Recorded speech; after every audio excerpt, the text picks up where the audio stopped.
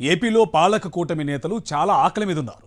అందుకే అధికారం వచ్చిందని తెలియగానే రాజమండ్రి చుట్టుపక్కల ఉన్న ఇసుక గుట్టలని మింగేశారు. వర్షాకాలం వస్తుంది గనుక ప్రజల అవసరాల కోసం వేసవిలోనే వైఎస్ జగన్ ప్రభుత్వం భారీ ఎత్తున ఇసుక నిల్వ చేసింది.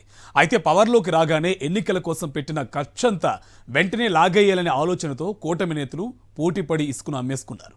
అయితే ఇక్కడే కూటమి నేతల మధ్య రచ్చ మొదలైంది. ఇంతకీ ఇసుక మింగేసి కొట్లాడుకుంటున్న ఆ ఇసుకాసురులు ఎవరో చూద్దాం.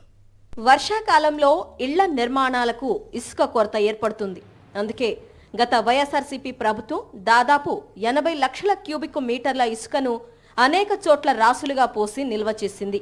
ప్రభుత్వం ప్రజల అవసరాలకు ఇబ్బందులు రాకుండా ముందు జాగ్రత్త చర్యలు తీసుకుంది.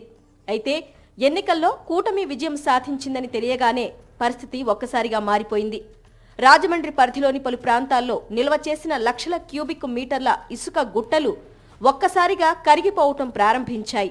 నిబంధనలకు పాతరేసి ప్రభుత్వం నుంచి ఎటువంటి అనుమతులు లేకుండా రాజమండ్రి రూరల్కు చెందిన కూటమి ప్రజా ప్రతినిధి ఇసుక అమ్మకాలకు అనుమతిచ్చేశారు.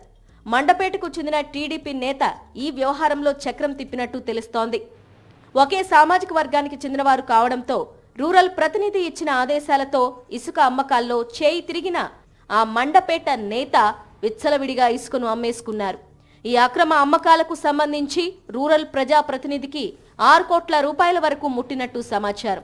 కేవలం నెల రోజుల్లోనే 20 లక్షల క్యూబిక్ మీటర్ల ఇసుకను ప్రభుత్వానికి సంబంధం లేకుండా అధికార కూటమి నేతలు అమ్మేసుకున్నారు.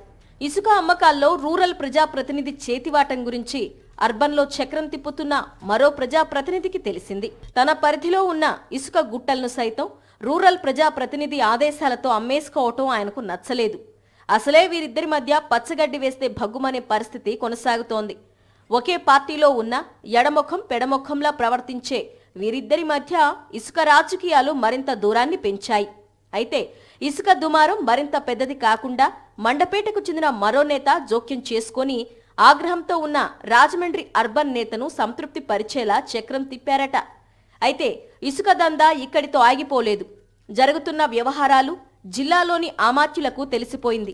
పార్టీ వేరైనా తన జిల్లాలోని కూటమి నేతలు తనకు తెలియకుండా చేస్తున్న దందాపై దృష్టి సారించారు.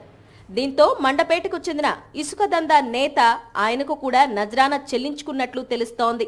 ఇక్కడ విచిత్రం ఏమిటంటే కోట్ల రూపాయల ఇసుక తరలిపోయిన తరువాత హడావిడి చేసిన అధికారులు ర్యాంపులపై ప్రత్యేక దృష్టి సారించారు. మైన్స్ శాఖకు చెందిన సిబ్బందిని ఇసుక గుట్టల వద్ద కాపలా పెట్టారు. అయితే తరలిపోయిన ఇసుక విషయంలో మాత్రం నేతలు గుట్టుచప్పుడు కాకుండా వ్యవహరిస్తున్నారు. ఈలోగా ప్రభుత్వం ప్రారంభించిన ఉచిత ఇసుక పంపిణీ ఒక్కరోజు పండుగలా మిగిలిపోయింది. విపరీతమైన హడావిడి చేసి రాజమండ్రి లాలా చెరువు సెంటర్లో ప్రారంభించిన ఉచిత ఇసుక పంపిణీ కేంద్రాన్ని 2 రోజుల్లోనే మూసేశారు. ప్రజాప్రతినిధులే ఇసుకాసురులా మారిపోవడం కారణంగా ఈ కేంద్రంలో ఇసుక మొత్తం అయిపోయిందని, అందుకే కేంద్రాన్ని మూసివేశారని తెలుస్తోంది.